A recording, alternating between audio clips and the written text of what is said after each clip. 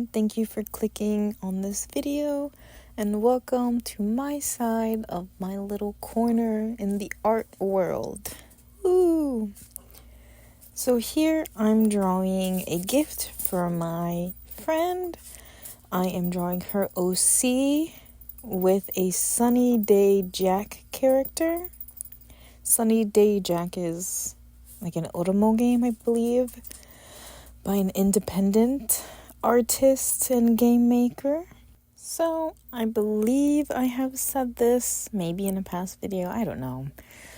But I am trying to, be more open with my art, show my friends, maybe not show, but just like talk about it, I guess you could say. Like just say like when they ask me like, oh, so how was your day, blah blah blah, how was your week? And I do try to say like, oh, I drew, or I painted, or I practiced, or I studied, did a master study. Just trying to like drop it in that I am trying to become an artist, or I'm making my way to become a professional artist. There we go. Because for all my life, I drew, but I was so like embarrassed about my art because it's not at a level that I want it to be. But I'm trying to be more confident in myself overall, and of course that includes my art. A way I thought about doing that is drawing art pieces for birthdays, for holidays.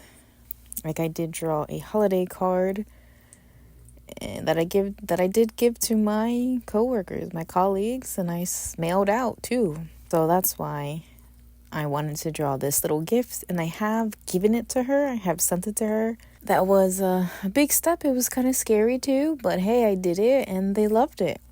So I was very grateful for that. I am going to have to do that again because her sister and also another friend of mine, her birthday is in March.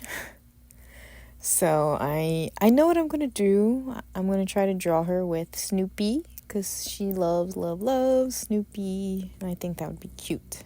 Very cute. For me lately, a big thing is, one of my art goals is to draw for more than 900 hours. And to do that, I have to draw about 20 hours every single week. Crazy, right? But I'm doing it. I'm actually drawing 20 hours a week, and it's not as hard as I thought it would be. Like when you search for time, you can make it, but also I am in a very privileged position, I will say. I have no children, but I have a dog. If you hear any background noise, it's my dog. She's right here next to me. And then also my job, I do have a lot of downtime. I'm sure I've said that in a previous video. So there's about an hour to 2 hours a day when I work that I can draw. It's not like a consistent hour or 2 hours. It is broken out throughout the day. However, I do have that opportunity. And then sometimes I don't always have time to do like a whole hour, 2 hours, but at least 30 minutes. And even that 30 minutes helps towards my goal of 20 hours overall a week, which breaks down to like 3 hours a day, which again sounds crazy. And it is. And I am scared that I'm going to hurt my wrist, but I'm trying to get better at stretching. But yes, so sometimes I'm able to draw when I work during my work hours, but then I also try to draw in the morning before I clock in. I try to draw, this was another kind of goal towards my arts, is that I try to wake up at around 4 or 5 a.m. I haven't really reached the 4 a.m. mark, but I'm getting better at 5 a.m. So I am proud of myself for that. And in that morning, I try to draw for at least 45 minutes. Because also I wake up that early to work out and exercise. So if I can exercise and if I can draw for 45 minutes in the morning, then that was a good morning before I clock in. A very good morning. Another art-related topic that I wanted to mention is becoming an artist or becoming more intentional in my journey as an artist has led me to appreciate the world around me more. Like, I'm trying to do passive learning, I guess you could say, through observation of the world around me. So just seeing how folds create shadows with the light and how it changes when a person moves. Or I love looking at clouds, just staring at them. It's a wonder. And hoping one day I can create those clouds in a painting. It does fill me with excitement, but also I do get a little scared because I'm like, will I ever be able to? But yes, I will. I'm working towards that goal. Like I said, I'm trying to draw for over 900 hours in total this year, so I will be able to. I'm making steps. I won't give up. Something I didn't realize I would learn to appreciate, because honestly, before diving into drawing and becoming more serious about it, I really didn't care about nature and appreciating beauty, I guess you could say. And I know that sounds awful, but it's the truth. It's good. I'm growing. I'm seeing the world with a different view, a different perspective. And it's amazing. Like, art truly is amazing. And it's one thing I would love to encourage anybody around me in my daily life to do, even if they don't want to do it professionally, just as a hobby. I think it's amazing. I think it's much better than scrolling on Instagram or like brain rot, as I keep seeing all over the place. It's been a blessing in my life, definitely, because I've been holding myself accountable, I guess you could say. I told myself, if I find myself scrolling, I need to draw. That was another part of my art goals for the year. Stop scrolling, start drawing. And I think I'm doing that moderately well. I find myself struggling to not scroll. Like, there's like a 10-minute waiting of my mom is late 10 minutes to picking me up. So what am I supposed to do? Do I take that 10 minutes to draw? Or do I take that 10 minutes to scroll? So I battle with like those little weird timings. And I do want to try and, even in those weird little pockets, time moments, what am I trying to say? During those weird short in-betweens, I still want to get into the habit of drawing, even if it's something small. Like, I just thought, okay, in those 10 minutes, I guess what stops me is thinking, okay, I have to find a reference, and that reference is probably going to take me 10 minutes, and then I just kind of wasted time. But I just thought, no, I can draw my hand, because I do need to improve in hands, and I don't need a reference because they're right in front of my face. Wow, look at that. I had a revelation while speaking. Okay, and now going back to when I said I think people should just draw. Just draw, even if they don't want to do it as a profession. I remember one time I was talking to this guy, and I told him, yeah, I like to draw. And he was like, oh, I feel like drawing or painting and things like that, like, you have to be born with it. It's just something you have to be born with it. And I was getting so annoyed, because I'm like, no. Drawing is a skill. Drawing is one of the toughest skills to learn, but it is learnable. Somebody is not born with the skill. They learn it. And like another thing that people say is like, oh, you're so talented. No. Well, maybe that person feels like they're talented, maybe, but to me, again, it's a skill. This person has disciplined themselves, has put hours of hard work into improving and being at the level that they're at in terms of drawing or in terms of anything that requires good skill, or just not even good skill. I don't know, just skill in general. And I wish more people looked at it that way. Like, these are skills that are learnable. The journey to becoming a better artist and improving is not easy. In society, we kind of all want instant gratification, or we all feel like failures when we're not instantly good at something. And I wonder if that's because of social media and because of kind of like this fast-paced life that we live, and that we're always kind of comparing ourselves to things we see online.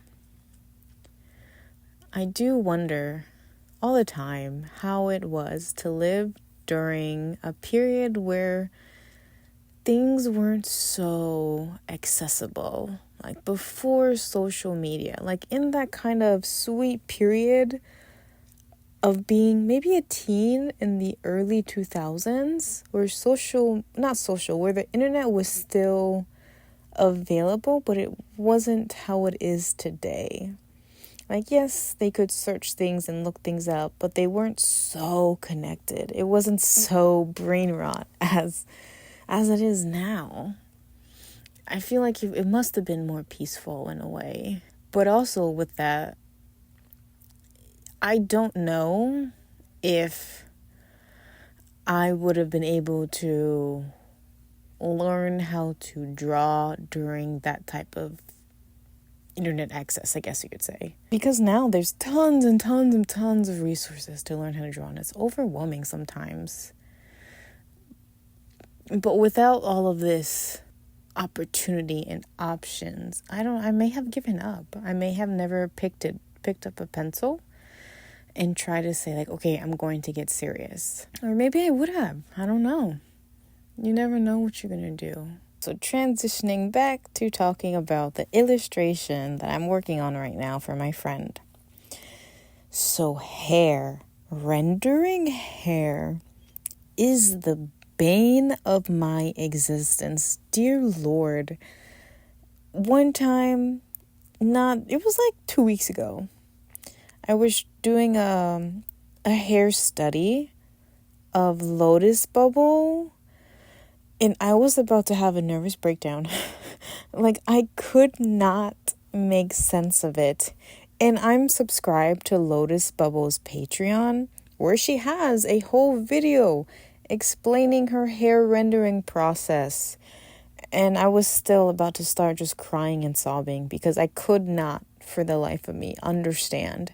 For this piece, maybe I wasn't going to break down and cry, but I was getting super frustrated because I'm just like, why is this so difficult?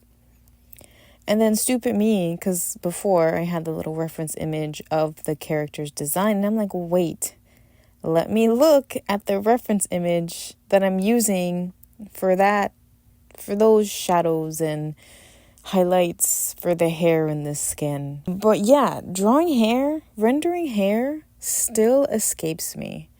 It's still so difficult, and I've made it like a mission during these 20 hours a week or 900 hours a year that I have to dedicate at least 1 hour of rendering hair, doing it through a master study or something.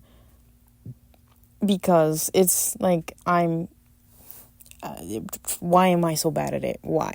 Also with that, I feel like, again, I've said this in a previous video, I get confident in my art and I'm like, yay, I'm improving. And then I draw something and I'm like, this is horrible. Why can't I get this right? Like, that literally happened to me earlier today.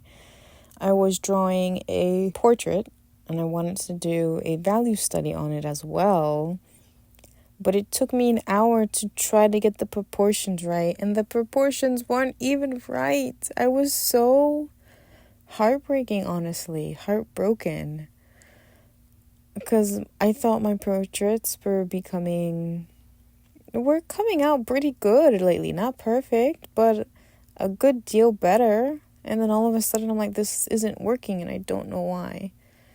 So that's frustrating. But I can't let it keep me down. Well, after I couldn't get the proportions right, I'm like, okay, I need a break.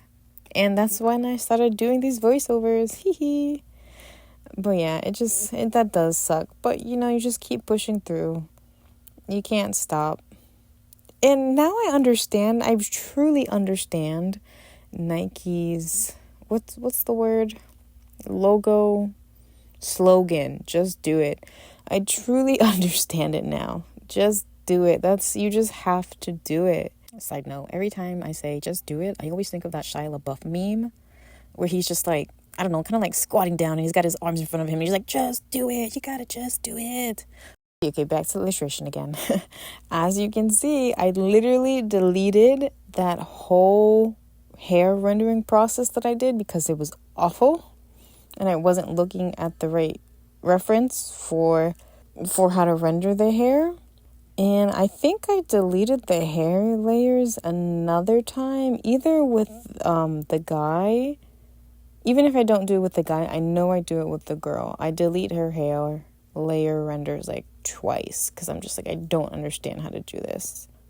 But like I said, you just got to do it. Don't give up, because if you give up, you learn nothing.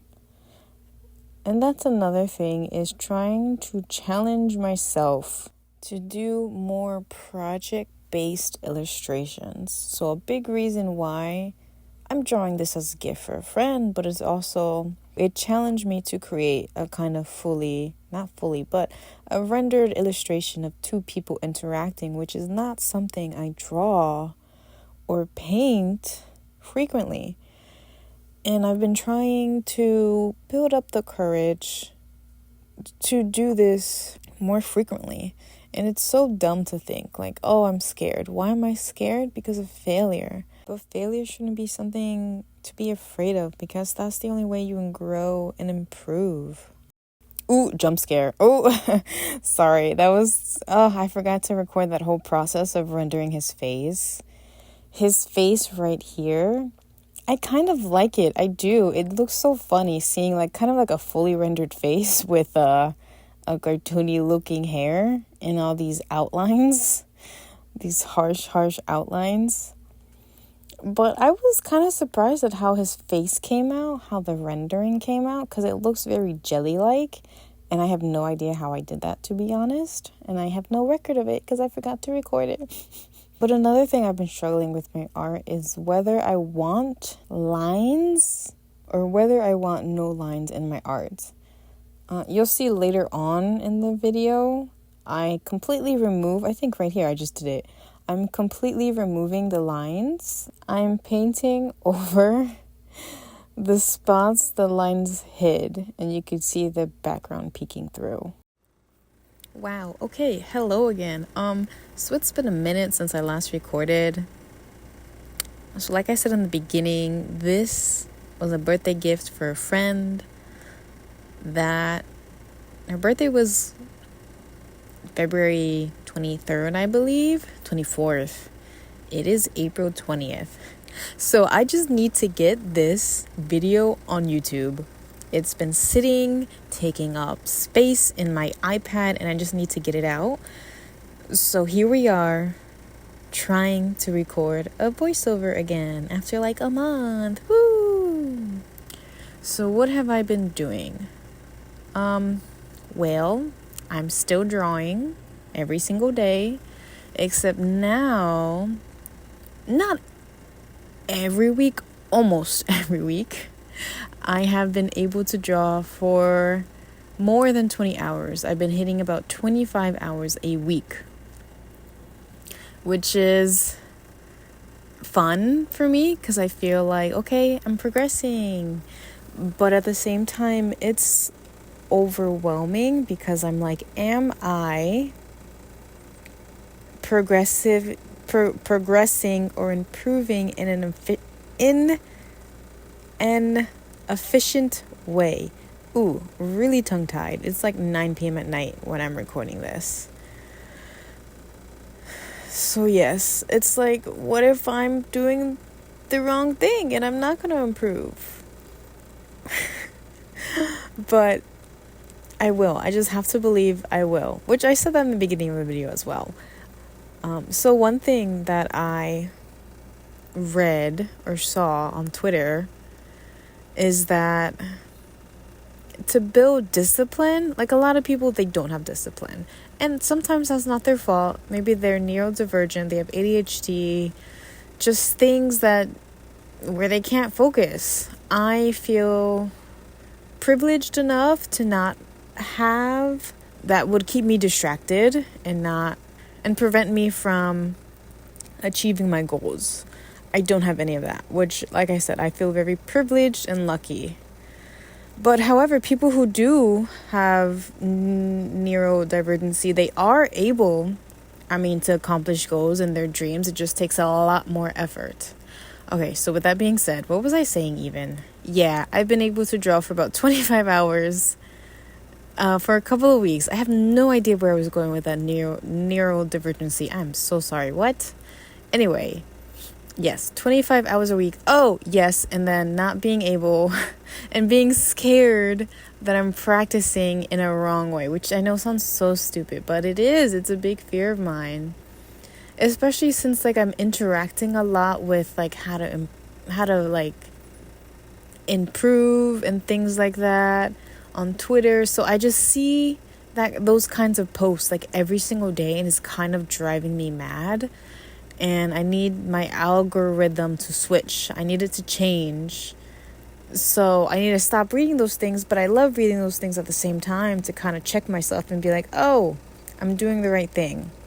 And now to what I was saying before about a video and discipline. Oh my gosh, maybe I am distracted today. I don't know. But yes, this video was saying that people lack discipline, I guess you could say, because they think about how hard the process will be of getting the outcome they want. So the example was eating a meal that you made.